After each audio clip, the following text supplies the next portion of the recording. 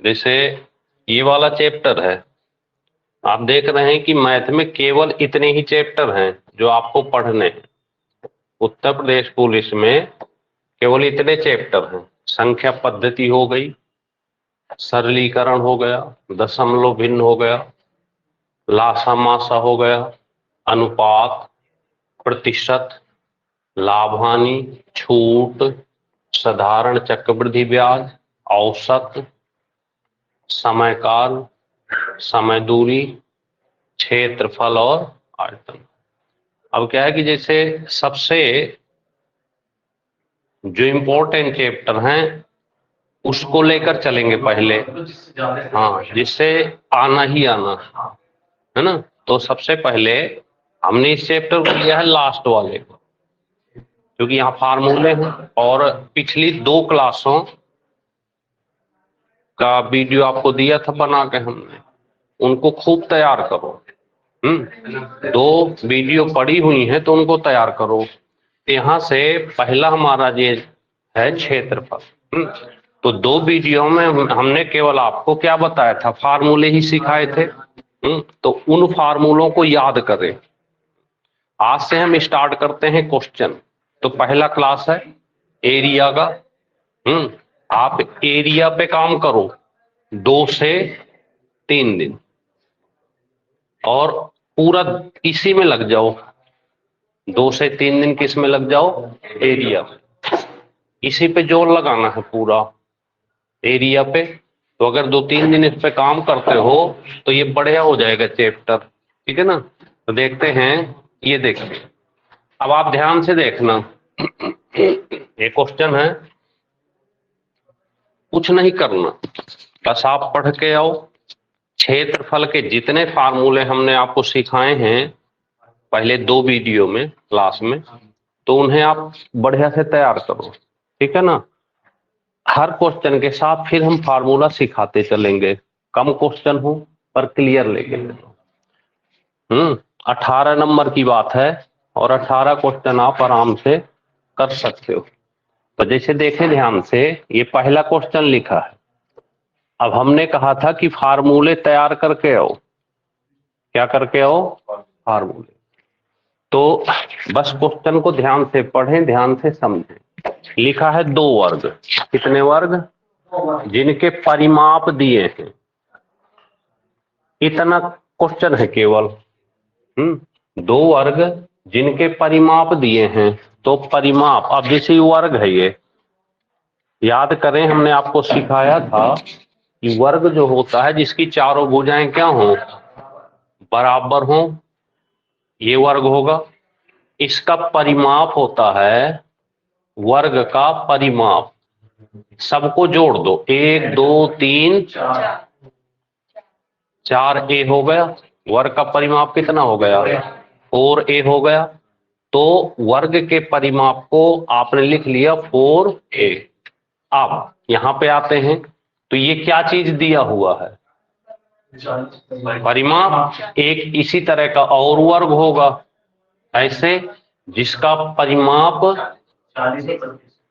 तो 1 का 40 है, यानी फर्स्ट वाले का परिमाप 4a बराबर कितना दिया है, 40। अगर 40 परिमाप दिया है तो यहां से आप साइड भुजा निकाल सकते हैं।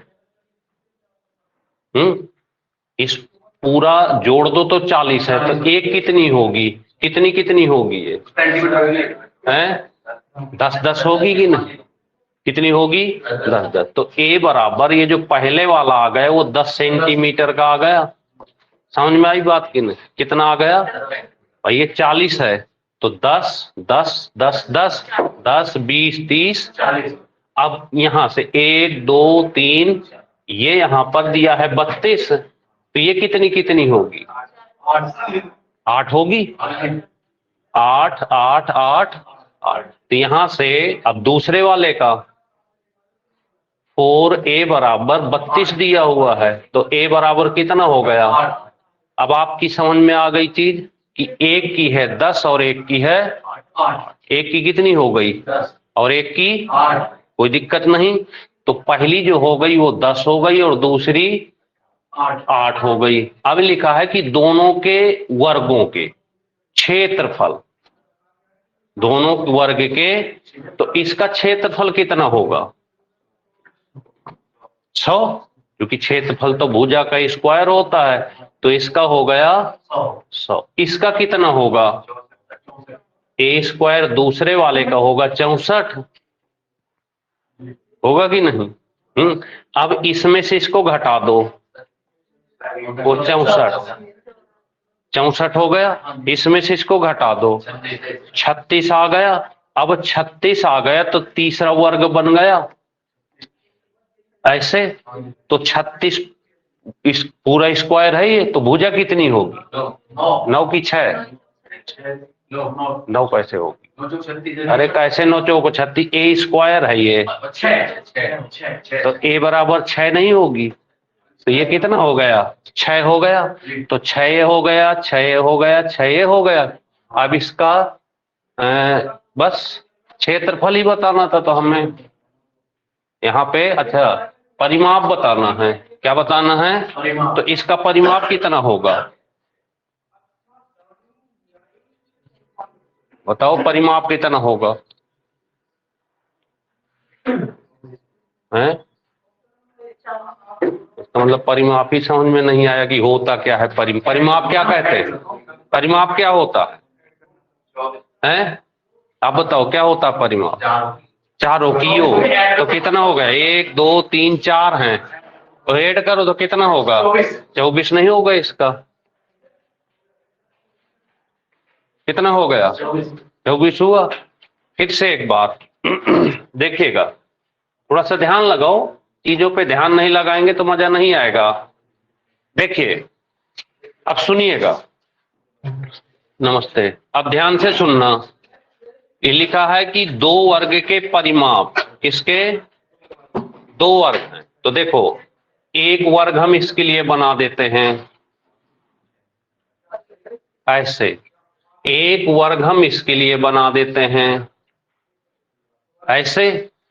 इसका परिमाप कितना है? तो भुजा कितनी होगी? 10, 10 चौको। इसका परिमाप 32, तो भुजा कितनी होगी? 8 होगी। इसका क्षेत्रफल कितना होगा? इसका कितना होगा? 100 और 64, 100 और बराबर। अब इनका अंतर बराबर, तीसरा वर्ग बनाओ। तीसरे वर्ग का क्षेत्रफल कितना होगा? 36, तो भुजा कितनी होगी? तो परिमाप कितना होगा? परिमाप कितना हो जाएगा?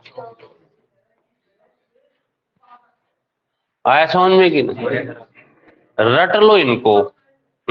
आप ये मत देखो कि, ये देखो कि रोज की क्लास कैसे तैयार करते हैं, क्योंकि आज से हमने आपके लिए स्पेशली बिल्कुल जो सिलेबस है उसका बिल्कुल सटीक सिलेबस पे पढ़ाएंगे। और ऐसा हो नहीं सकता कि आप बाहर हो, लेकिन बढ़िया तैयार करें, चारों पार्ट में बिल्कुल सटीक पढ़ाएंगे। देखो कैसे मिलता है रिजल्ट। समझ में आई बात की नहीं? क्लियर हुआ कि नहीं? नहीं क्लियर हुआ है? हो गया? तो बताइए जल्दी जल्दी, अगर क्लियर हो गया तो वर्ग तो आप जान गए, वर्ग में 2 फार्मूले याद कर लो। क्या क्या याद कर लो? वर्ग का परिमाप, परिमाप बराबर 4a, इसका क्षेत्रफल ए स्क्वायर, इसका क्षेत्रफल ए स्क्वायर। ठीक है ना? अब यहां से हमने क्या सिखाया था? इसकी भुजा कितनी हो जाएगी? 10। इसकी भुजा कितनी हो जाएगी? 8। 10 का स्क्वायर क्षेत्रफल, 8 का स्क्वायर अंतर, 100 में से 64 घटा, कितना आ गया? 36। तो 36 किसका? 6, और 6 का 4 से गुणा कर दें तो 24 में मिल गया परिमाप। बताएं क्लियर हुआ कि नहीं? एकदम क्लियर हो गया? अब तो नहीं किसी का कोई डाउट? जल्दी आया करें, नहीं तो फिर अब ट्रैफिक आप समझो ये आपकी कहानी है, ट्रैफिक लगे तो जल्दी निकलो, है ना, नहीं तो निकल जाएंगे और फिर आप कहोगे समझ नहीं आया। समझ गए? तो ये था दो वर्गों के परिमाप, कितने? 40 और 32। 40 का मतलब है 10, 32 का मतलब है 4 से भाग दे दिया करो, 10 8। इसका क्षेत्रफल 100 हो गया, इसका क्षेत्रफल 64। इसको इसमें घटा देंगे तो 36। इसकी भुजा 6 का 4 से गुणा करेंगे तो 24। बताएं क्लियर हुआ कि नहीं? अब तो नहीं किसी को कोई डाउट है? निकाल पाएंगे? पक्का निकाल लेंगे हैं? चलिए, तो अगर पक्का निकाल लेंगे तो दूसरा नंबर देखिएगा। ये 784 वर्ग सेंटीमीटर एक वर्गाकार कागज की शीट है। अब देखना ध्यान से, यहां से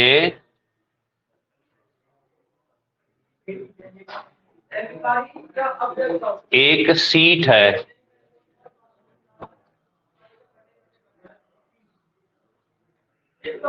ऐसे कितनी है ये? 784 क्या दिया हुआ? वर्ग का क्षेत्रफल। वर्ग का क्षेत्रफल होता क्या है? ए स्क्वायर। तो ए स्क्वायर बराबर कितना दिया है? 700। अब आपको ये पता होना चाहिए कि ये किसका वर्ग है, तभी ए बराबर पता चलेगा। ये किसका वर्ग है? 28 का। किसका? 28 का वर्ग याद कर लो। किसका है ये? किसका है? किसका है ये? तो इसकी भुजा कितनी आ गई? 28 आ गई। यहां तक समझ में आया कि नहीं? किसी की समझ में ना आया हो तो बोलो। कितनी आ गई? 28। कितनी आ गई? 28। अब यहां पे लिखा है कि इस शीट में से 4 कैसी प्लेटें काटनी है? गोल गोल 4 काट लो। 4 यहां से, 4 यहां से, 4 यहां, 4 यहां। तो देखो कैसे कटेंगी। एक तो हमने ऐसे काट दिया, कट जाएगी? अरे 4 सिक्के रख दो, एक कागज में 4 सिक्के रख दो, 1 रुपए वाले, तो 4 निकल आएंगी सीटें। तो एक यह सिक्का रख दिया, एक सिक्का, 2 हो गई। एक सिक्का रख कर घर में देखना ऐसे ही बनता है चित्र की नहीं। क्यों? ऐसे ही बनेगा।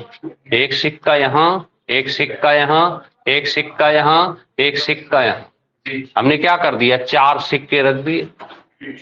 कितनी? 4। अब 4 सिक्के रख दिए। यहां से यहां तक कितनी है? अब देखना ध्यान से, यहां से चलते हैं, इसका पॉइंट ये होगा, इसका पॉइंट ये होगा। अब कितने भाग हो गए ये? देखो, यहां से 1, ये 2, 3, 4, कितने नजर आ रहे हैं? कोई बता सकता है यहां से यहां तक कितना लंबा होगा ये? 7 होगा। 7 होगा कि नहीं? 7 ये होगा, 7 ये होगा, 7 ये होगा और 7 होगा कि नहीं? 7 7 होगा सब, क्योंकि 28 है। तो 7 7 7 7 7 हो गया। अब कहता है कि जो प्रत्येक प्लेट, अब इस प्लेट को, एक को निकाल लो, एक प्लेट को हमने ऐसे निकाल लिया, इसकी त्रिज्या कितनी है? 7। कितनी है? तो उसी एक प्लेट की परिधि बताना है। और वृत्त की परिधि कितनी होती है? 2 पाइया। देखिए, वृत्त में 2 चीजें मिलेंगी केवल। एक तो मिलेगा, देखिए हम हर क्वेश्चन के साथ आपको फार्मूला सिखाते चलेंगे, एक भी क्वेश्चन आपका बाहर नहीं जाएगा, बस बढ़िया से करो क्लास को, रट के आओ। वृत्त का क्षेत्रफल एक तो ये मिलेगा, क्षेत्रफल बराबर फार्मूला होता है पाई आर, पाई आर, और परिधि कितनी होती है? परिधि होती है 2 पाई, परिधि होती है 2 पाई, परिधि कितनी होती है? अब हमें परिधि तो चाहिए, तो परिधि हम यहां से मान रख दें 2 पाई का मान और आर का मान 7 से गुणा कर दो, कितनी आ गई? 44 सेंटीमीटर। परिधि पूछा, एक प्लेट की परिधि ज्ञात कर। कुछ मत करना, देखी हुई चीज बहुत जल्दी याद होती है। पिक्चर देखते हो ना, पूरे सीन याद रहते हैं कि नहीं? हैं? एक एक सीन याद रहता है। ये बनने के बाद आप केवल आराम से लेट जाना, और लेटने के बाद क्या करना? लेटने के बाद वीडियो देख लेंगे, 2-3 बार देख लो, बिना रटे रट जाएगा। और चीजों को समझने का प्रयास कर, क्योंकि मैथ का सबसे कठिन चैप्टर माना जाता। और देखिए, हम कठिन से ही शुरुआत किए हैं, क्योंकि इसलिए पहले पढ़ा दे रहे हैं कि इसमें रटना बहुत है फार्मूले, तो अभी से रटते चलो। एक कॉपी बना लो, और कॉपी में इनको सॉल्व करें। अभी मत, अभी केवल इस समय यहां देखा करो, ध्यान लगाओ पूरा। जब घर में बैठो, वीडियो आ जाए, अपना आराम से सॉल्व करो बैठ के। फिर भी किसी को समस्या हो तो बाद में पूछेगा। समझ गए आप? तो यहाँ कुछ नहीं था, ये जो क्वेश्चन था ये सीधा था। सीधा कैसे था? देखिए, जब आप पढ़ें तो पहले क्वेश्चन को 2-3 बार पढ़ना सीखें। पहले यहां से पढ़ें, काटे 784 वर्ग सेंटीमीटर क्षेत्रफल, इतना। ये वर्ग लिखा है साफ साफ, तो वर्ग बना लें ऐसे। इसका क्षेत्रफल आप जानते हैं, ये 784। इसकी भुजा चाहिए हमको, तो a बराबर इसका वर्गमूल 28 हो जाएगा, और यहाँ पे हम लिख देते हैं 28। 4 सीट काटनी है, तो 4 सीट का मतलब एक ही सीट ले लें, चूंकि एक का चाहिए हमको, और एक सीट का चौथाई हिस्सा ले लें, केवल इतना। कितना ले लें? 7। तो इसकी जो 7 मिल गई, वो r मिल गई 7। अब हमें चाहिए 2 पाई, तो 2 गुणे 22/7 गुणे 7 से 7 कट गया, और 22 दूनी 44। ये हो गया। अरे पंकज, आ रहा है समझ में? आवाज आ रही है आप लोगों को? आ रहा है सर। ठीक है, बस क्लियर ध्यान से समझो और चीजों को तैयार करें, ठीक है ना? चलें आगे। ये हो गया दूसरा नंबर, तो अभी तक 2 हुए। तीसरा, ये बहुत इंपॉर्टेंट होता है। अब हर क्वेश्चन एक अलग होगा, और हर क्वेश्चन में फार्मूले होंगे। तो चक्कर वाला अगर कोई क्वेश्चन आ जाए, इसका गोला लगाता हो, चक्कर लगाता हो, पहिया, किसका आ जाए? पहिया। अगर पहिया चक्कर लगाता हो, बस एक सहयोग करना कि सॉल्व अगर करते हैं तो कुछ सॉल्व आप कर देना। ये देखिए, पहिए का क्या दिया है? व्यास। व्यास दिया है 3। अब ये पहिया है, जानते हैं व्यास किसको कहते हैं? डायमीटर। व्यास जो होता है वो यहां से लगा के इस पूरे को कहते हैं व्यास। क्या कहते हैं? व्यास। अगर व्यास पूरे को कहते हैं तो आधी क्या चीज होगी यहां से यहां? ये त्रिज्या होगी, और त्रिज्या जो होती है वो व्यास की आधी तो है, तो 3/2 हो गई। कितनी हो गई? 3/2। 1 मिनट में समय लेता है 1 मिनट का, चक्कर कितने लगाता है 28, दूरी कितनी दी है 5.280 किलोमीटर। अब देखो ये व्यास किस में दिया है, दूरी किस में दी है, किलोमीटर में। तो यहां से एक चक्कर के लिए बस एक ही फार्मूला है जो तैयार कर, 2 क्वेश्चन आएंगे, दोनों में से हम एक फार्मूला सिखा देते हैं तो दोनों में काम करेंगे, ठीक है ना। तो पूछा है कितना समय लेगा, तो यहां लिख लेते हैं समय बराबर, हटा दें इसको, लिख लें समय बराबर, अगर चक्कर का क्वेश्चन आ जाए, समय बराबर दूरी बटे परिधि और गुणे चक्कर, ऐसे। अब ये नहीं याद होगा तो कुछ नहीं कर पाएंगे।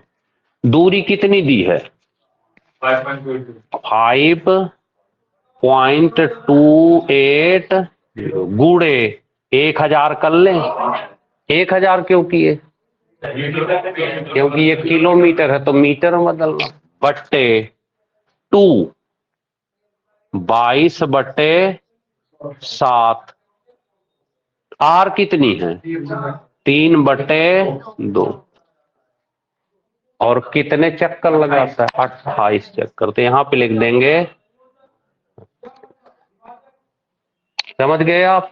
इस तरह का क्वेश्चन आपके उसमें आएगा एग्जाम में, पर चांस कम है इसके, पर इस टाइप का आ सकता है, तो संख्या थोड़ी सही सी देगा, ठीक है ना।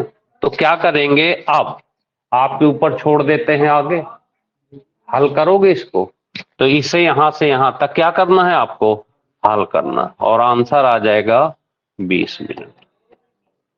लेकिन कल हल करके आना, गुणा भाग करना है, तो गुणा भाग तो आपको ही करना पड़ेगा पेपर में, तो इसका गुणा भाग करके और इतना निकालना कैसे भी करके, एक दूसरे से पूछ के, कहाँ गलत करते हो, ये 20 मिनट इसका निकलेगा, जैसे भी निकले निकालो आप। तो अब देखना, इसी तरह का एक क्वेश्चन हो रहेगा जिसमें समय नहीं दिया रहेगा, चक्कर भी नहीं दिया रहेगा, क्या नहीं दिया रहेगा, समय, और आपसे चक्कर पूछेगा, क्या पूछेगा, चक्कर। तो अगर चक्कर पूछे तो देखो यहां से ध्यान से समझना, यहीं से अगर समय ना दिया होता ऐसे, और आपसे कहता भैया चक्कर बताओ, तो इस चक्कर को उठा के यहां ले आते, क्यों, तो चक्कर बराबर क्या होता, दूरी बटे, तो हमारा जो नया फार्मूला बन जाता है इसे, चक्कर बराबर दूरी बटे, ये चांस है आने के, बस इतने पर चक्कर पूछ सकता है आपसे पेपर में, क्या पूछ सकता है, चक्कर। आई बात समझ। तो ये हो गए आपके अभी 3 क्वेश्चन, चिंता न करो, बिल्कुल आराम से चलेंगे, बहुत टाइम है हमारे पास मैथ को लेकर।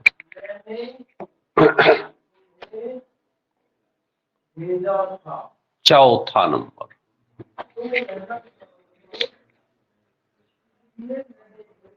क्या है, चौथा, देखिए 2 मीटर स्क्वायर, बस काटना सीख जाओ, काटना सीख जाओ, क्वेश्चन में दिक्कत नहीं होगी। ये क्या लिखा है, क्षेत्रफल वाले वर्ग, किसकी बात कर रहा है, वर्ग, तो वर्ग बना लेते हैं ऐसे, क्या बना दिए, वर्ग। ये वर्ग का क्या चीज दिया हुआ है, ए स्क्वायर बराबर कितना दिया है 2, तो ए बराबर कितना हो जाएगा, रूट लगा दो बस, क्या लगा दो, तो इसकी भुजा कितनी हो गई √2। यहां से कठिन नहीं होते क्वेश्चन, बस थोड़ा सा समझना है, यहां से यहां तक कितना हो गया, कोई दिक्कत किसी को, यहां तक बात समझ में आई? कितना हो गया रूट, कितना हो गया? अब लिखा है कि वर्ग में बनाए गए अंतःवृत्त। अब यहाँ पे क्या कह रहा है? अंतःवृत्त। तो अंतःवृत्त बना लेते हैं एक, क्या बना लेते हैं? आधा नहीं, अंत मतलब अंदर वृत्त। अंतः मतलब अंदर एक वृत्त बना दिए। अब बताओ, आपसे अगर पूछें कि ये वृत्त बन गया, यहां से यहां तक कितना है? √2। कितनी है? √2 है। क्योंकि ये पूरी √2 है तो यहां से यहां तक कितनी होगी? और यहां से यहां तक √2/, यही तो होगी। ये बराबर क्या हो गई? त्रिज्या हो गई कि नहीं? आधी त्रिज्या हो गई। कितनी हो गई? आधी। अब आधी त्रिज्या हो गई तो इस वाले वृत्त का क्षेत्रफल बताना है। तो क्षेत्रफल क्या होता है? पाई आर, यही तो होता है, पाई आर स्क्वायर। पाई को पाई रहने दो क्योंकि यहाँ पे तो पाई लिखा हुआ है, मान नहीं रखना, आर का मान रख दो √2/2 बटे 2 √2 का गुणा करेंगे तो क्या आएगा? जब भी रूट रूट का गुणा करते हैं सेम अंक हो तो रूट हट जाता है, तो बचेगा पाई गुणे इसका इसका 2/2 गुणे 1/, पाई इससे ये कट गया, क्या बच गया? पाई बटे 1 का पाई से गुणा कर दो तो पाई, तो पाई बटे 2। तो क्या आंसर आ गया? पाई बटे 2। देख रहे हैं, कठिन नहीं होते क्वेश्चन, बस आपको क्या करना, फार्मूले याद। और घर में जाके 2-3 बार देख लेना, रट जाएगा। क्लियर हो गई बात? चले 5वां नंबर। फिर से एक बार उसी टाइप का, एक वर्ग के अंतःवृत्त का क्षेत्रफल। अब किसका क्षेत्रफल दिया? जब भी क्वेश्चन पढ़ो तो तुरंत मत लिखो, ऐसे करो, एक वृत्त का, एक वर्ग के अंतःवृत्त का क्षेत्रफल, एक वर्ग के अंतःवृत्त का क्षेत्रफल, एक वर्ग के अंतःवृत्त का क्षेत्रफल। क्या चीज दिया हुआ है? एक आ रहा है एक वर्ग के अंतःवृत्त, इसका क्षेत्रफल, यानी इस वाले का क्या दिया है? क्षेत्रफल दिया है। क्या होता है क्षेत्रफल? पाई आर स्क्वायर बराबर दिया है 9 पाई। यही तो बता रहा था, यही बता रहा था कि नहीं? अब यहां से पाई पाई, आर स्क्वायर बराबर 9, तो आर बराबर, अब आप बताइए कि यहां से यहां तक 3 है तो यहां से यहां तक भी 3 होगी, तो यहां से यहां तक कितनी हो गई? 6। और इस वर्ग का क्षेत्रफल कितना हो जाएगा? 6 का वर्ग। कठिन है क्वेश्चन।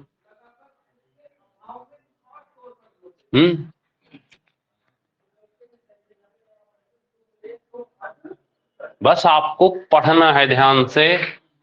देखिए, जीवन है ये, कहते हैं जीवन में संघर्ष नहीं करोगे तो सफलता नहीं मिलेगी। और अगर आसानी से सफलता मिलती है तो वो कहीं ना कहीं बड़ी सफलताओं को प्रभावित कर देती। इसलिए हमेशा संघर्ष करें, मेहनत करें, रात दिन जगें, तभी वो चीज मिलेगी। केवल आसानी से नहीं मिलती। और ये कहेंगे हमारी समझ में नहीं आता, समझ में नहीं आता तो इसका मतलब आप समझना ही नहीं चाहते। और समझ में नहीं आता 10 बार नकल कर दो, इतना मोटा दिमाग होगा, अपने आप छा जाएगा। बस इतना काम करते रहें। समझ गए बात को? चलें आगे, क्योंकि 10 बार किसी चीज को देखोगे आएगा नहीं। 10 बार लिख जाओ क्वेश्चन को, नकल कर दो 10 बार, रट जाएगा ये खुद बताने लगेगा भैया ये चीज है। समझ गए आप? ऐसे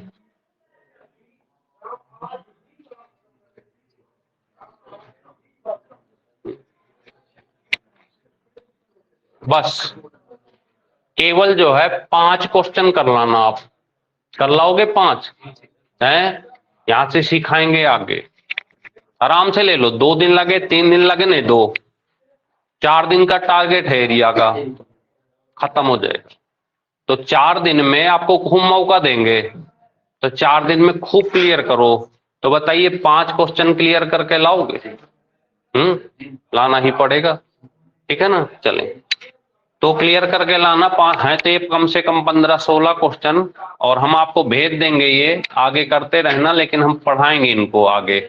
कल ये खत्म हो जाएगा आपका, ठीक है ना। हाँ, ये कल खत्म हो जाएगा। 16 क्वेश्चन है जी, ठीक है ना। तो 16 कल खत्म हो जाएंगे। अब यहाँ पे हम देखते हैं रीजनिंग में हमें क्या पढ़ना। रीजनिंग में डाइस लिखा हुआ है, आपको हमने पूरा डाइस पढ़ाया था। आप ध्यान से देखिएगा, पिछली क्लास को हमने डाइस भेजा था आपको, अगर आप सचेत होंगे तो देख लिए होंगे। तो आज हम डाइस को जल्दी से रिवाइज में ले लेते हैं। कौन कौन पढ़ के आया? पढ़ के नहीं आते हो तो सबसे बड़ी समस्या यहीं पे। और कल छुट्टी भी थी, चाहते तो बिल्कुल क्लियर कर ले। देखिए, जब तक खुद मेहनत नहीं करोगे तो कुछ नहीं होने वाला। डाइस हम आपको 4 क्वेश्चन पढ़ाते हैं फिर से एक बार। अगर आपने चारों बता दिया तो 1 नंबर पक्का है आपका, ठीक है ना। तो देखें, यहाँ पे आप चित्र मत बनाओ, यहाँ पे समझने का प्रयास करें ऐसे। फिर यहाँ पे एक फिगर और बना देते हैं ऐसे। अब बोलेगा कोई नहीं, हम यहाँ पे नंबर लिखते हैं, आप बताना। अगर पेपर में क्वेश्चन आ गया यूपी में,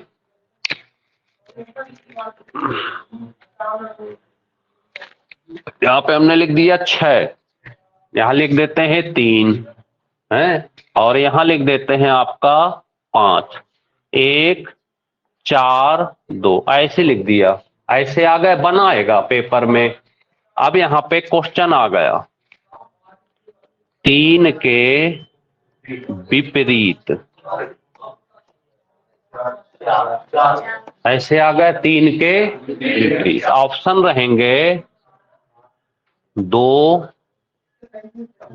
5 6 और 4, 7 नहीं होता। ऐसे 4 ऑप्शन रहेंगे। अब इसी तरह से बिल्कुल पेपर में रखा क्वेश्चन आएगा, तो आप के हिसाब से क्या लगा के आओगे? 4 लगा के आ जाओगे, 1 नंबर मिल जाएगा पक्का वाला है, मिल जाएगा। कैसे मिल जाएगा? क्योंकि आपको समझ लिया, कल के हमने सिखाया था कि अगर इसमें दोनों को जोड़ें 7 ना हो, अगर दोनों को जोड़ दें और 7 ना हो, क्या ना हो? 7 ना हो, 7 ना हो, उस कंडीशन में आप क्या करोगे कि 3 के विपरीत, तो इस अंक के साथ विपरीत वो अंक लेंगे जिसको जोड़ने के बाद 7 आए। जिसको, तो इसमें कितना जोड़ दें? 4 जोड़ दे तो 7 आ जाएगा। तो ये और ये 200 आपस में एक दूसरे के, ये और ये एक दूसरे के। क्लियर हो गई बात? समझ गए आप? ये और ये एक दूसरे के किस कंडीशन में?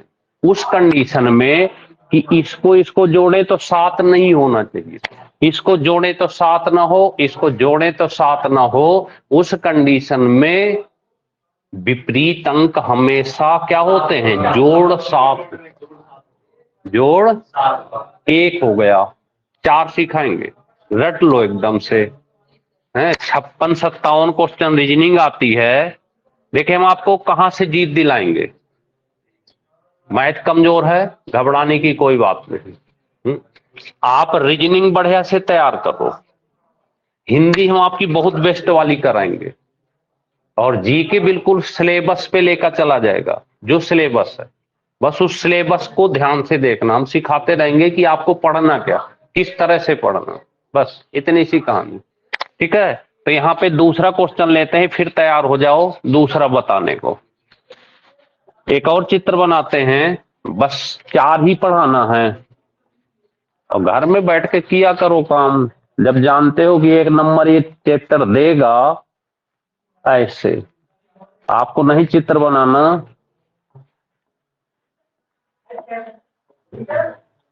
ऐसे। अब देखना हम अंक फिर भरते हैं, यहाँ पे अंक भरेंगे। यहां तो लिखा था 3, यहां लिखा था 5, यहां लिखा था 4, 4 हो गया। यहां लिखते हैं 3, यहां लिखते हैं 2 और यहां लिखते हैं। ऐसा क्वेश्चन आया पेपर में, ठीक है। अब क्वेश्चन आएगा, कहेगा भैया कि 5 के विपरीत बताओ। 5 के विपरीत क्वेश्चन मार्क आ गया, ऑप्शन आ जाएगा 4, 3, 1 और 2। ऐसे क्या लगा के आओगे? 2 लगा के आएंगे, क्योंकि अब आपका आंसर देखिए बिल्कुल सही जा रहे हो, रास्ते रास्ते। रीजनिंग में इतनी बढ़िया करा देंगे कि आप 56 में 50 से नीचे रुकोगे नहीं। थोड़ा सहयोग करना, यहीं से तो जीतना है। बताओ 56 में 50 रीजनिंग कर दो, 30 क्वेश्चन हिंदी कर दो, कितने हो गए? 80 हो गए। अब आपके पास कितने 20-25 ही तो चाहिए। तो वहां जीके भी है, 10-12 क्वेश्चन जीके में हो जाए, 2-4-6 क्वेश्चन मैथ में 10 उसमें हो जाए, हो गया सिलेक्शन। क्या चाहिए? तो बड़ी चीज नहीं है। तो देखें अब क्या करना है आपको समझना। अगर 2 डिब्बे बने आ जाएं, 2 डिब्बे और सेम अंक सेम सतह पर रखे हों और कॉमन हो, कॉमन है तो कुछ नहीं करना, सीधे ऊपर वाला ऊपर के विपरीत हो जाएगा और ये साइड वाला इसके, यानी इसके ये और ये जो अगर 3 के विपरीत तो जो छिपा है वो हो जाता। 3 के विपरीत, समझ गए आप? अगर फिर से एक बार सुनो, कॉमन अंक ये कॉमन अंक क्या हो, सेम सतह पर रखा हो तो ऊपर वाला ऊपर के विपरीत, दाहिने वाला दाहिने के, और छिपांक। 2 क्वेश्चन हो गए, क्लियर हो गए दोनों, कोई डाउट तो नहीं किसी को? चलिए तीसरा एक और पूछते हैं। अब आपको क्या करना है, आज का होमवर्क रीजनिंग में डाइस, आपको कम से कम 15 से 20 क्वेश्चन किसी भी किताब से, जो भी बुक हो आपके पास, बैठ के लगाना, क्लियर कर लो बिल्कुल। देखो पीछे उसका सॉल्व होगा, वहां से चेक करो कि क्या कमी हो रही है। तो एक क्वेश्चन ऐसा आता है जैसे कि ABCD रखे हुए तो उसमें तो फिर क्या? कोई बात नहीं, ABCD लिखे होंगे तो वो बता देगा कि F तक ही होंगे। 6 तक देखो बिल्कुल समझा देंगे। कुछ भी लिखा हो, आपसे कोई मतलब नहीं, हम आपको सिखा देते हैं उस चीज को भी। आप ABCD हो या फलाने ढेकाने रहमाने जो भी रखे हो। देखो अब देखना ध्यान से, हमने लिख दिया यहाँ पे 5, 6, 1, ऐसे। यहां हमने लिख दिया 1, 5, 3, क्या लिख दिया? 1, 5, 3, ऐसे लिख दिया। अब हमें क्या करना है कि क्वेश्चन आ गया, क्वेश्चन यहां आ जाएगा कि 6 के विपरीत बताओ, 6 के विपरीत बताओ, ऐसे आ जाएगा। तो 6 के विपरीत बताना है। आप देख लेना कि ये और ये कॉमन है, दोनों में 5-5 मिल रहे हैं, दोनों में 1-1 मिल रहा, तो दोनों कट गए, तो बचा क्या फिर? तो जो बचे वही आपका, जो बचे वही आपका। क्या बच रहा था? 3, क्योंकि 5 हो नहीं सकता, 2 जगह रखा है, 1 हो नहीं सकता, 2 जगह रखा है, तो जो बचे और कुछ पूछा नहीं जाएगा। 3 हो गए, एक लास्ट चौथा। चौथे नंबर में ध्यान से समझना, एक क्वेश्चन आ गया पेपर में ऐसे, ये डाइस बना हुआ था, ज्यादा परेशान ना होना और ज्यादा सोचना मत, हल्के में लेते हैं चीज को और क्लियर करते हैं। 3, 5, 6, 3, 1, 4 ऐसे लिखा था। 3, 5, 6, 3, 4, 1, इसे कहते हैं घड़ी का पासा। किसका? घड़ी का। इसे कहते हैं घड़ी का पासा, ठीक है ना। अब यहां से आपको क्या करना है, जब घड़ी का पासा आ जाए तो घड़ी का पासा वो होता है जो कॉमन अंक अलग अलग जगह पे रखा हो। कहाँ रखा हो? अलग अलग। तो क्या करना आप उस कंडीशन में कि उस 3 को 2 बार लिख देना जो कॉमन है ऐसे। फिर यहां से घूमना, मान लीजिए आपको यहां खड़ा कर दिया जाए, कह दिया जाए घड़ी के अनुसार चलो, तो पहले कौन से खाने में जाओगे? पहले आप 5 में जाओगे, फिर तो यहां पे लिख देना 5 और अब यहां से चलो तो पहले 1 और फिर ये जो ऊपर नीचे आ जाएंगी एक दूसरे के विपरीत होंगे, और इसके विपरीत क्या होगा? तो हो जाएगा जो छिपा हो। इतने क्वेश्चन आते हैं डाइस में आपके 4, समझ गए। अब हम देखे, जब डाइस का टेस्ट लेंगे 10 क्वेश्चन का टेस्ट लेंगे, तो अगर कहीं आपको ऐसा मिल जाए कि 2 से ज्यादा पासे दिए हो, 3, 4, 5, तो इन 4 में से 2 खोज लेना कोई जो जिन पे रूल आपके लगे। बस 2 से ही काम होना है, 4 और 10 से नहीं होना। अब तीसरी चीज कि बाई चांस अगर ऐसा हो जाता कि आपके नंबर ना दिए रहे, दुष्यंत अगर नंबर ना देके मान लीजिए ABCD और कुछ ऐसे दे देता है, कोई साइन प्लस माइनस ऐसे, तो आप क्या करना उस कंडीशन में कि जैसे 2 डाइस आ गए, ऐसे ऐसे करके 2 डाइस आ गए, ऐसे आ गए, यहां पे ऐसे भरा हुआ था ABC, यहां भी AD और E ऐसे हैं। अब देखिए अभी क्या है कि अभी आप बताने, हमने कहा कि A के विपरीत बताओ, जरूरी है फी हो, नहीं पता ना, तो ऐसा क्वेश्चन जब आएगा तो आपको बता देगा पहले से किसका प्रयोग किया गया। ABCE और G, D भी है, इतने अंकों का प्रयोग किया गया। कितने? इतने, हाँ इनका प्रयोग किया गया है। अब मान लीजिए अंक इससे समझ में नहीं आता तो आप नंबरिंग कर लो, 1, 2, 3, 4, 5 और ऐसे कर लो। अब डाल लो नंबर, A की जगह, B की जगह, C की जगह 3, इसकी जगह 5 और इसकी जगह 1 और इसकी जगह 4 और वो 6 रहेगा ही। अब बताइए नंबरिंग में अब ये चीज कॉमन है कि नहीं? अब आपसे A के विपरीत पूछता है तो जो नंबर ना हो, G नहीं है तो यहाँ पे G कर देंगे। क्यों? B के विपरीत क्या हो जाएगा? D। तो आप उस इनको हटा के नंबर लिख लो यहाँ पे, रहेगा तो 6 तक ही। ज्यादातर इंग्लिश में एफ तक ही आते हैं ना, जरूरी नहीं होता। देखिए साइन कई बार इनकी जगह यहाँ पे ऐसे कर देगा, प्लस माइनस, त्रिभुज, चतुर्भुज, ऐसे साइन दे देगा, लेकिन रहेंगे 6।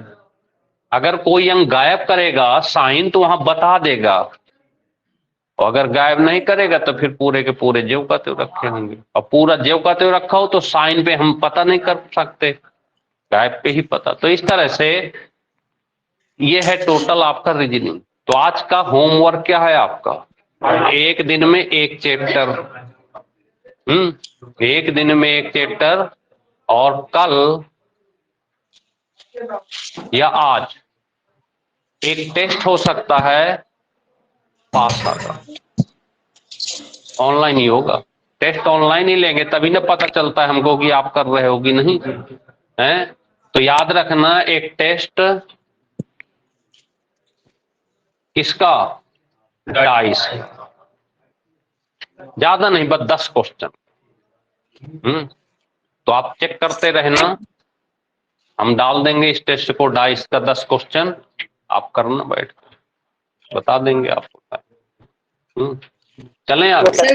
तो ये है आपका रीजनिंग का आज का क्लास डाइस।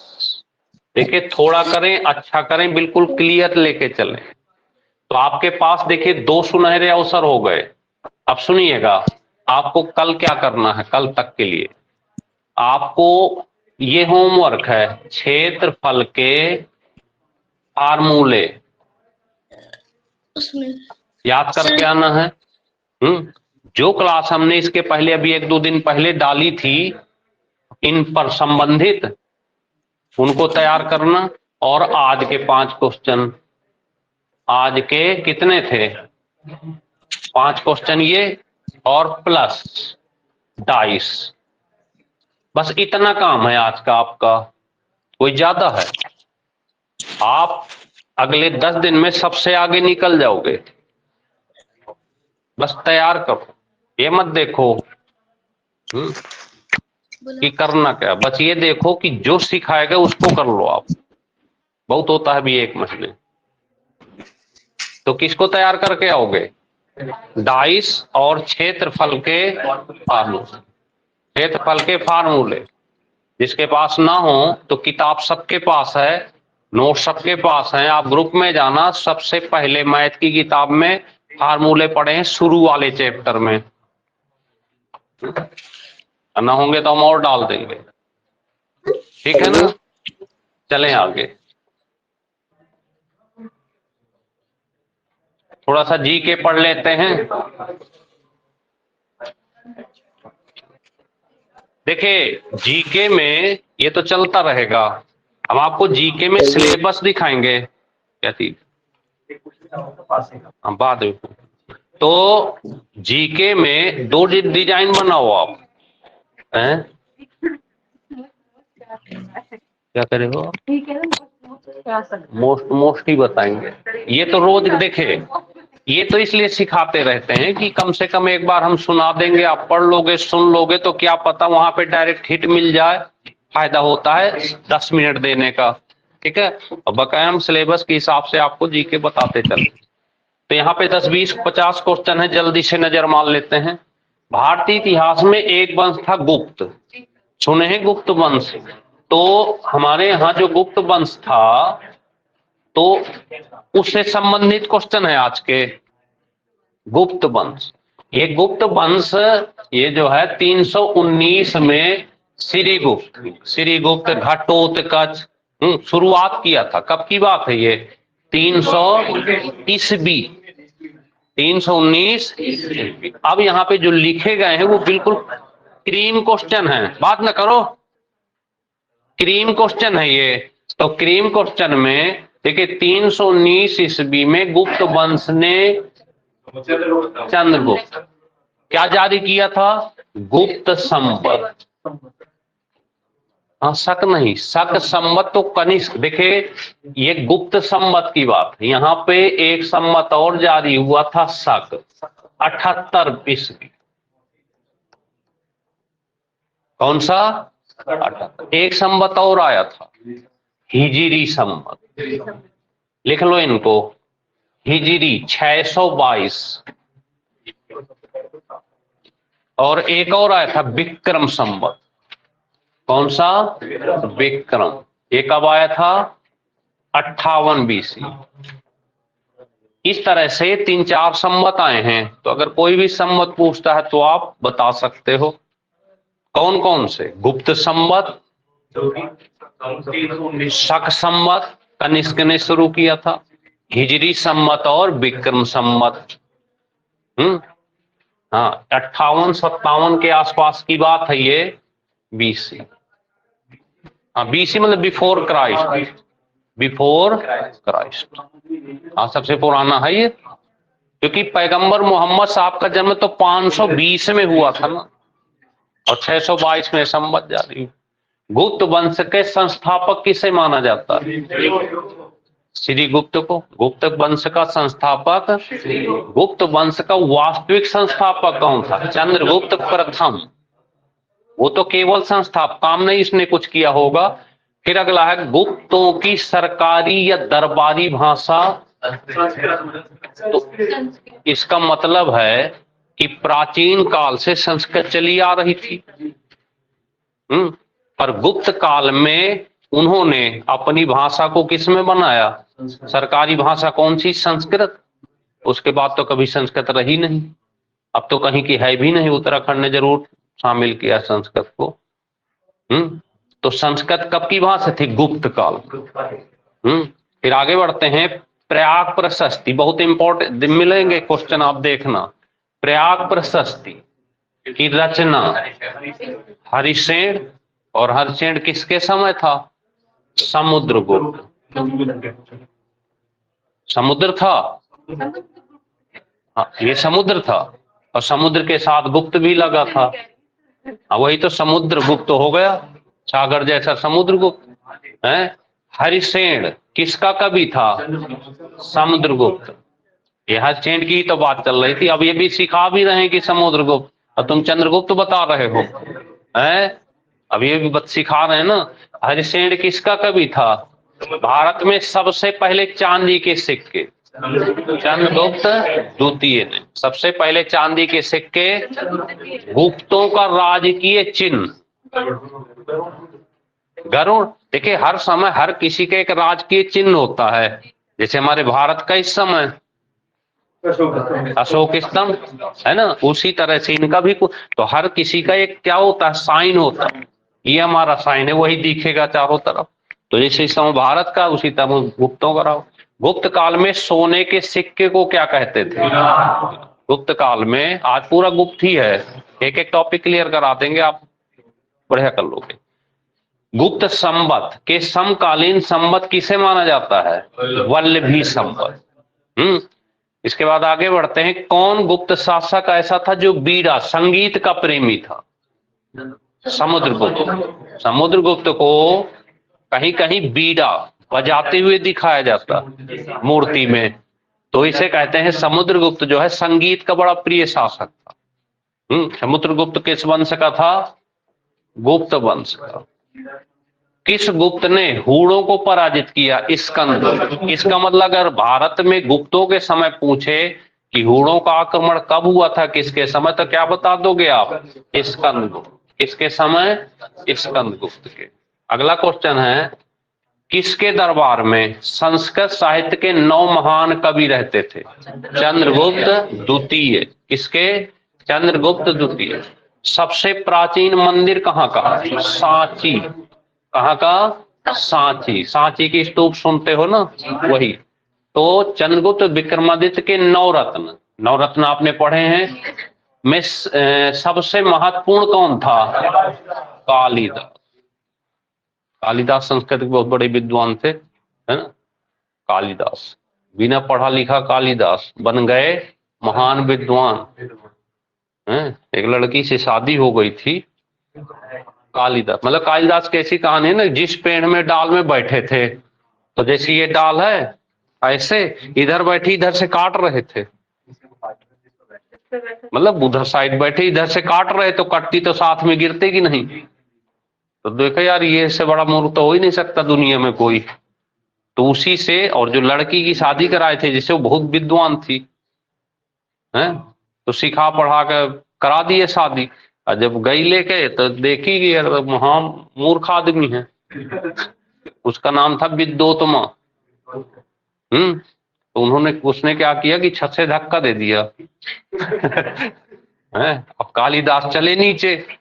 अब वो क्या हुआ कि जीभ कट गई गिरते ही, अब वो विद्योत्मा कहना चाहते थे, पर विद्या विद्या मुंह से निकल रहा था, जीव कटे विद्या विद्या ऐसे निकल रहा था, और नीचे झाड़वाड़ थी उसी में लटक गए आगे। सरस्वती जी ने देखा कि लगता है विद्या मांग रहा है ये, उस कारण ये गिरा, तो सरस्वती ने पूरी विद्या दे दी,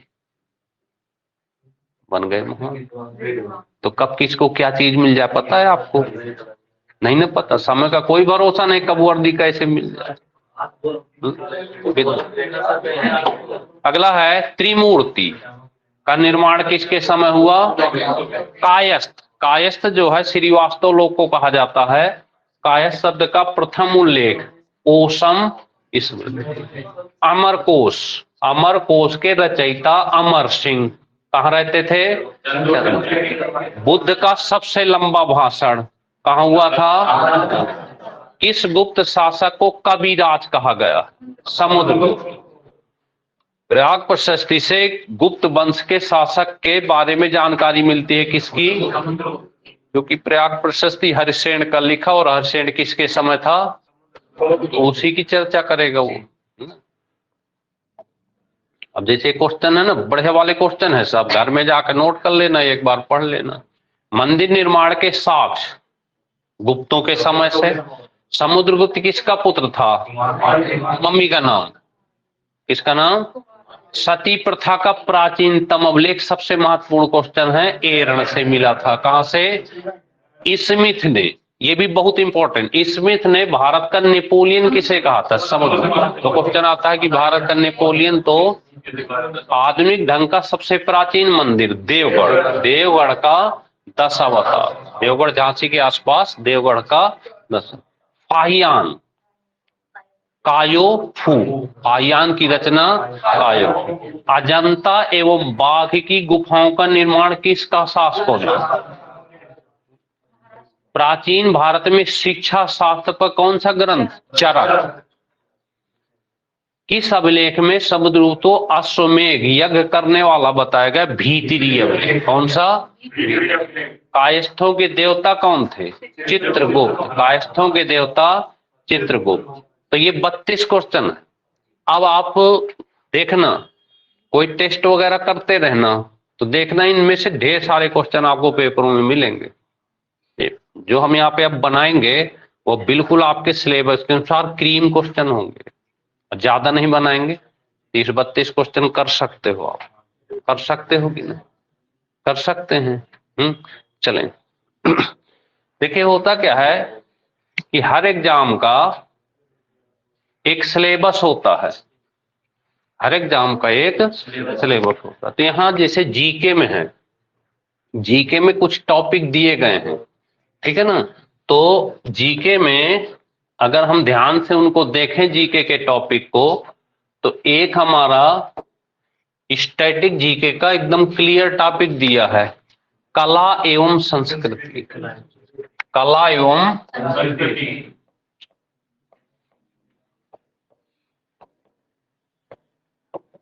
ऐसे तो बताइए, जब दिया हुआ है तो एक न एक क्वेश्चन तो यहां से आएगा ही आएगा कि नहीं आएगा है? और जब दिया है आएगा तो हमें क्या करना चाहिए? उसको पढ़ना चाहिए। और इस कला संस्कृति में साहित्य भी आता है, बिल्डिंगें भी आती हैं, नाच गाने बजाने भी आते हैं, नाच गाने बजाने भी आते, तो ऐसी हर चीज आती है। तो उसे आपको क्या करना है? बढ़िया से तैयार करना है? तो लिखें, कुछ स्टैटिक में लिख लें। जीके की स्टैटिक का पार्ट है प्रमुख शहर।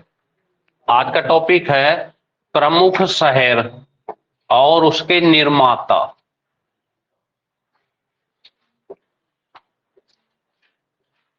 इनको बिल्कुल रट लेना, देखना आप कैसे, हम तो कम से कम 10-15 क्वेश्चन तो रखे मिल जाएंगे बिल्कुल। नंबर 1 क्या लिखा आपने टॉपिक? प्रमुख शहर और निर्माता। तो लिखें पहले जौनपुर नगर। नंबर 1 जौनपुर। नंबर 1 लिखा आपने जौनपुर नगर। इसके निर्माता थे फिरोज शाह तुगलक। आया था फिरोज शाह, ये 10-15 क्वेश्चन तो हम ऐसे मिला देंगे यार, बिल्कुल छांट। इस समय टॉपिक छांट पे कराएंगे, जीके जो पढ़ाएगा पढ़ाता रहेगा, लेकिन हम खुद इस पे छांटेंगे। तो सबसे पहला नंबर क्या हो गया? जौनपुर। जौनपुर की स्थापना किसने कराई थी? आगरा।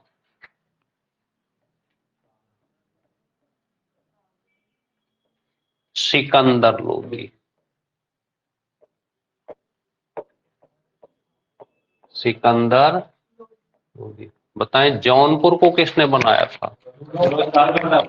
आगरा को।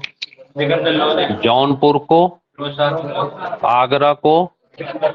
एक जौनपुर में जामी मस्जिद पड़ती है,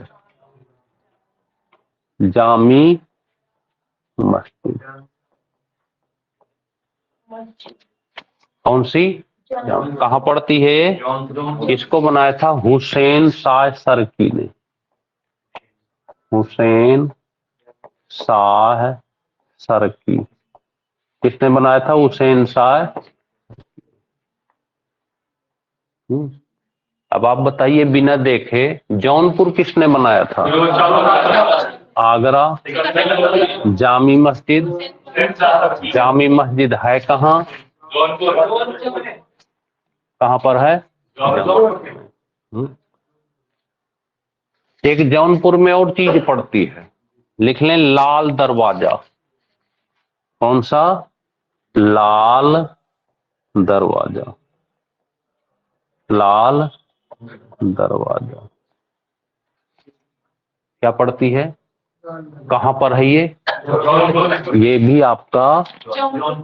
इसको बनवाया किसने था? तो रिवाइज कर ले, हुसैन शाह सरकी ने। किसने बनवाया था? हुसैन शाह सरकी ने। हाँ जी, लाल दरवाजा जौनपुर, हुसैन शाह सरकी। अब आप बताइए जल्दी से, जौनपुर को किसने बनाया था? आगरा, जामी मस्जिद और लाल दरवाजा। याद हो गया? चलें पांचवें नंबर में लिख लो, एक नाम सुने होंगे, अटाला मस्जिद। हाँ हाँ, सुना पर पता नहीं है। अटाला मस्जिद, ये भी आपकी जौनपुर में। हाँ, अब पता चल गया ना, अटाला मस्जिद कहाँ है? जौनपुर। इब्राहिम, इब्राहिम शाह सरकी किसने बनवाया था? इब्राहिम शाह सरकी ने। किसने? इब्राहिम शाह। बताएं जौनपुर, आगरा, जामी मस्जिद, लाल दरवाजा, अटाला मस्जिद। क्लियर हो गई बात? चलें छठा नंबर। देखिए, अब आप एक चीज समझ रहे होंगे कि जब हम आप पढ़ते हैं बैठ के जीके, और हमें कोई चीज तैयार करनी, हमको लगता है कि एक ही बार में तैयार कर लें, दोबारा हमें पढ़ना नहीं है, तो देखो हम क्या कर रहे हैं, हम ये कर रहे हैं कि एक हमने लिखा, इसको 4 बार हमने पढ़ा, फिर दूसरा लिखा, इसको पढ़ा, फिर इसको पढ़ा, जब तीसरा लिखा तो इसको पढ़ा, इसको पढ़ा, फिर इसको पढ़ा, जब चौथा लिखा तो इसको पढ़ा, इसको पढ़ा, इसको पढ़ा, इसको पढ़ा, फिर पांचवा लिखा तो इसको पढ़ा, इसको पढ़ा, इसको पढ़ा, इसको पढ़ा, छठा लिखेंगे तो फिर से रिवाइज। तो होता क्या है कि आप जब 10-10 का टारगेट बनाओ हमेशा, तो जब 10 आप पढ़ोगे ना तो जीवन में पढ़ना नहीं पड़ेगा, बस कॉपी में तैयार करके रख लो, जब भी मौका मिले एक बार सरसरी नजर मान लो। ये दूसरा तरीका ये होता है कि आप पेज कॉपी न बना के पेज बनाओ। क्या? अब आपको ने इस चीज को एक पेज में लिखा, पॉकेट में डाल लिए। कहां डालिए? पॉकेट में। और जब भी मौका मिला तभी दोहरा लिए, अगले दिन रट नहीं जाएगा बिल्कुल। तो अगला नंबर लिख लें, एक नाम सुना होगा झंझरी मस्जिद, झंझरी, झंझरी मस्जिद, ये भी इसी ने बनवाया था। और ये भी कहाँ है? सब चीज जौनपुर में ही बनवाए हैं, सिराज हिंद जौनपुर। तो झंझरी मस्जिद कहाँ है? ये जौनपुर में, ये भी जौनपुर। किसने बनवाया था? इब्राहिम था। जौनपुर किसने बनवाया था? आगरा, जामी मस्जिद, लाल दरवाजा, अटाला मस्जिद। क्लियर हो गई बात है? जौनपुर, जौनपुर।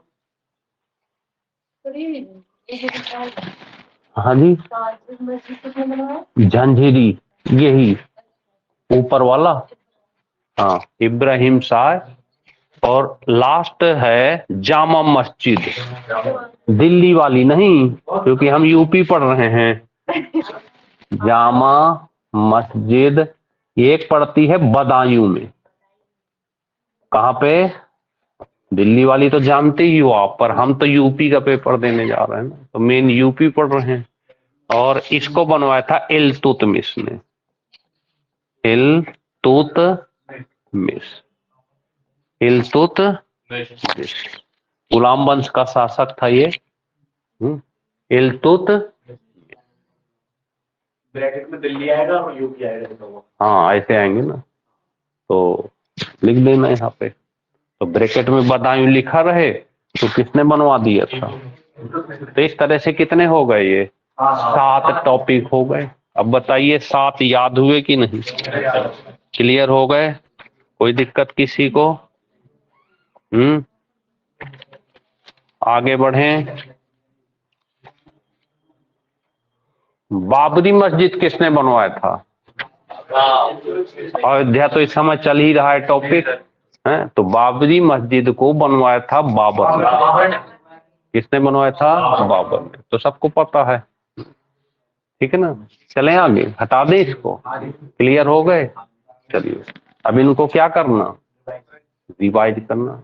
देखिए ऑनलाइन वाले बच्चों भी, हमने पहले भी कहा, अब भी कह रहे हैं कि बिना संघर्ष के सफलता नहीं मिलती। जो सफलता आसानी से मिल जाए वो बड़ी सफलताओं को हमेशा प्रभावित करती है। तो दिन रात एक करें, मेहनत करें और इनको बिल्कुल तैयार कर ले। सिलेबस है बिल्कुल, रट जाओ, रट जाएंगे तो काम हो जाएगा, ठीक है ना।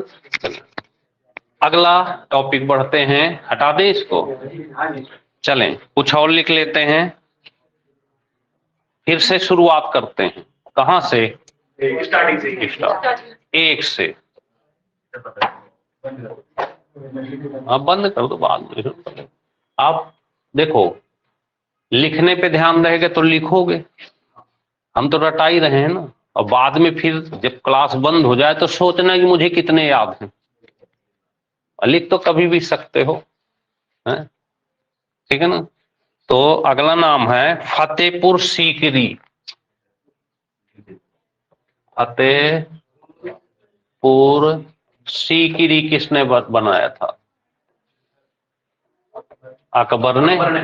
किसने? अकबर। फतेहपुर सीकरी किसने बनाया था? अकबर। याद रहेगा, फतेहपुर सीकरी, फतेहपुर सीकरी, फतेहपुर सीकरी।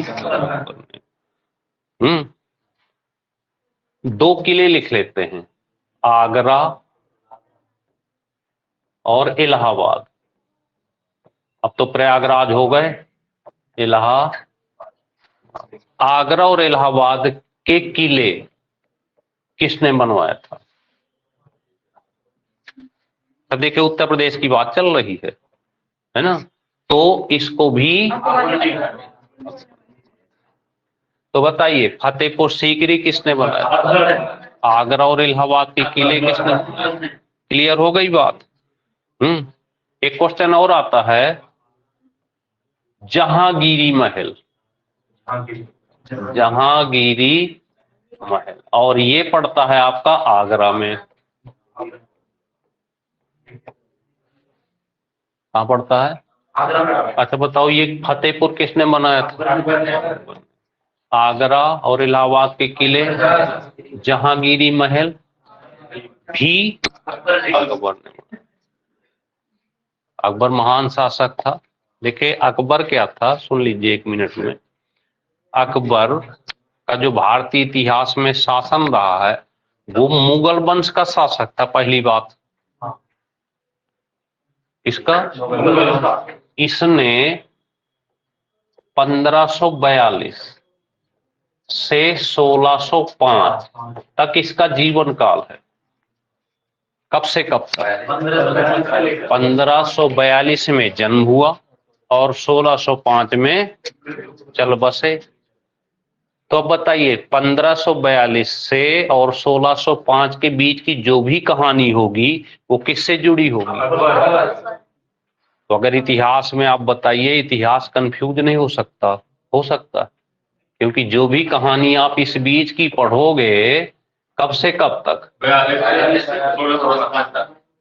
तो जो भी चीज जुड़ी हुई होगी वो किससे होगी? तो बताइए एकदम क्लियर हो सकता है कि नहीं चीज है?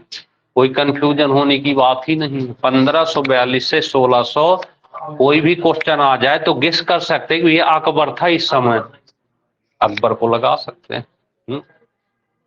जैसे भारतीय इतिहास में बाबर की बात करें तो बाबर 1526 से और 1530, अगर हम बाबर की बात करते तो बाबर जो भारतीय इतिहास में 1526 से 1500 बस इतना शासन था। तो जो भी कहानी घटी होगी वो यहाँ होगी किसके समय? और अगर हुमायूं की बात करते तो हुमायूं साहब जो है यहाँ से 1530 के बाद, तो 1530 से और 1556 तक 1500, अरे अभी तो इसका जन्म ही हुआ था। तो जन्म लेते ही थोड़ी अकबर कुछ करने लगेगा है? 1556 में इस व्यक्ति का, अकबर का राजाभिषेक हुआ था और यहीं पे ये लुढ़कते लुढ़कते सीढ़ी से लुढ़कते, हाँ बीच में एक थोड़ा सा समय था शेरशाह सूरी का। किसका समय? शेरशाह सूरी का। और वो था 1539-40। यहां से ये साहब भाग गए थे ईरान की तरफ। कहा चले गए थे? और 1555 के आसपास फिर लौटे, लेकिन ज्यादा रह नहीं पाए। गए थे अपना घूमने फिरने, लुढ़कते लुढ़कते अंत में लुढ़क ही गए। तो इनका जीवन काल क्या हुआ? लुढ़कता रहा और अंत में भी। समझ गए बात यहां तक? तो ये है आपका इस तरह का कुछ इतिहास। चलें आगे। हाँ कौन लुढ़क गया? हाँ तो हुमायूं लुढ़क गए। अब आप बताइए फतेहपुर सीकरी किसने बनाया? आगरा इलाहाबाद के किले, जहांगीरी महल किसने बनाया? अगला नंबर है शेख सलीम चिश्ती का मकबरा। शेख सलीम चिश्ती का मकबरा, ये भी आगरा में ही था। और किसने बनवाया था? कुछ समय का फेमस शासक था अकबर, है ना? अकबर ने एक चीज और फेमस बनवाई थी, बुलंद दरवाजा। बुलंद दरवाजा किसने बनवाया था? अकबर ने। तो फतेहपुर सीकरी, आगरा इलाहाबाद के किले, जहांगीरी महल, शेख सलीम चिश्ती का मकबरा, बुलंद दरवाजा अकबर ने।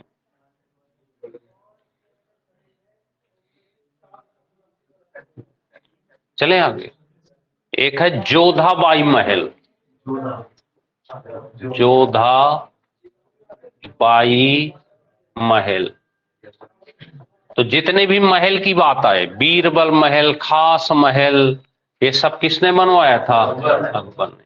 बीरबल महल, खास महल, तो ये सब किसने बनवाया था? अकबर ने। समझ गए? तो ये थी अकबर की सभी रचनाएं जिनको अकबर ने याद रहेंगी हैं। 15 क्वेश्चन तो ऐसे मिलवा देंगे आप, करो बस। चलें आगे, चलिए आगे बढ़ते हैं। सुनिएगा, एक और मकबरा था, फिर से एक से शुरुआत करते हैं। एतमादुद्दौला, एतमादुद्दौला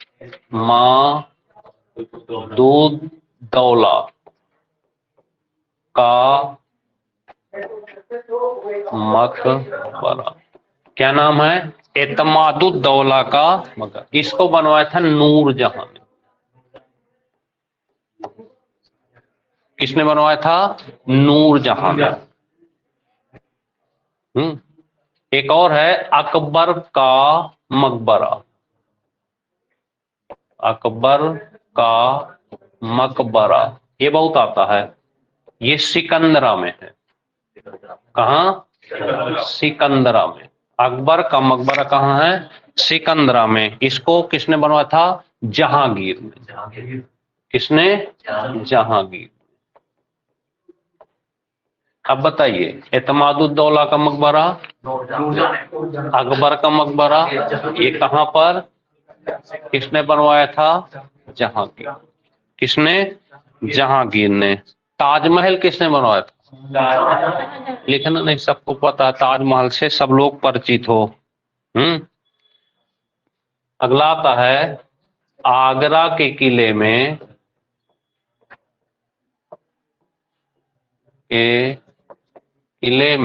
दीवाने खास, दीवाने खास बनवाया था शाहजहां ने।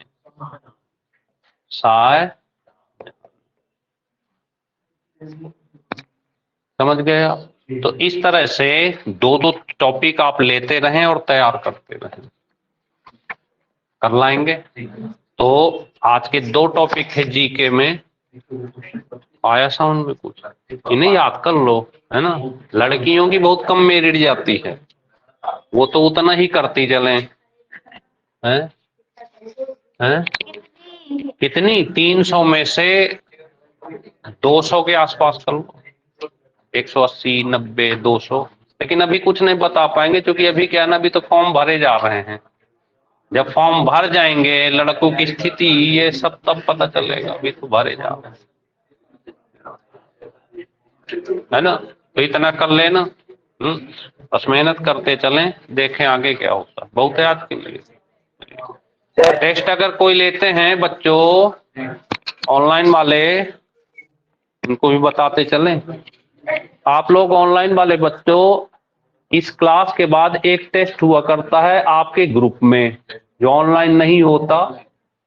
तो आप लोग जो जुड़े हुए हो ऑनलाइन, जरूर बैठ के ग्रुप में दे दिया करो, क्योंकि आपको कोई देख नहीं सकता। बाद में हम आंसर डाल देते हैं, तो उन आंसर से चेक कर लिया करो अपना। रात को 9 बजे और 10 बजे टेस्ट आपके चल ही रहे हैं, उनको देते रहें।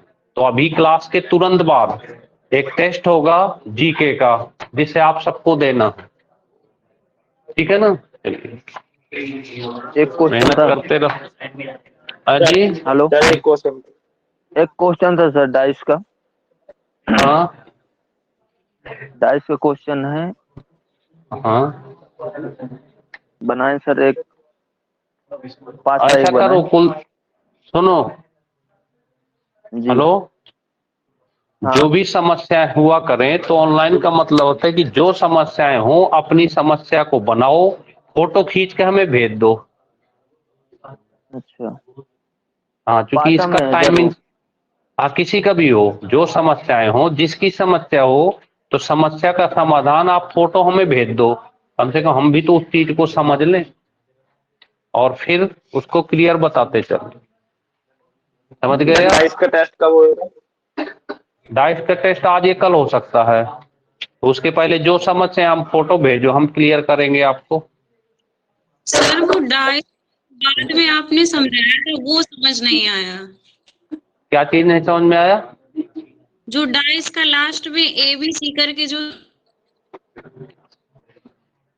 वो ABC का मतलब कुछ नहीं था। ABC का मतलब ये था कि अगर कहीं पे ABC लिखे मिल जाए, तो जैसे ABC लिखे हो यहाँ ABC, तो आप इन ABC को हटा दो, इनकी जगह नंबर लिख लो आप। ऐसे जैसे ये हटा दो यहां से, ऐसे आप अपने नंबर से कर लो क्वेश्चन को, 1 2 3 ऐसे। तो वो ABC हट करके उनकी जगह नंबर रख लोगे आप। तो नंबर रख लोगे तो फिर वही कहानी बन जाएगी। पर ये तो लड़के ने पूछ दिया, पर आपको परेशान नहीं होना। पेपर जो यूपी का वो हिसाब दूसरा होता है, तो जो हम आपको पढ़ा रहे हैं उसको फॉलो करो। ज्यादा इधर उधर के चक्कर में नहीं पढ़ना, बस जिनको पढ़ा रहे हैं उसको कंप्लीट करो। टेस्ट देंगे हम आपको, तो टेस्ट में क्लियर करें, है ना दिव्या? और अगर कोई समस्या है तो आपके पास नंबर है, 2 करोड़ नंबर है। ऑनलाइन वाले बच्चों के पास नंबर है बढ़िया वाला है। ये नंबर पे देखिए, अगर किसी की कोई समस्या है तो ये नंबर है 395066, ये व्हाट्सएप है, ये है ना। तो इस पे आप अपनी कोई भी समस्या पर्सनली, क्योंकि समस्याएं क्या होती है ना कि पर्सनल हुआ करती हैं, किसी की कहीं किसी की कहीं, तो आप इस नंबर पे शेयर करें।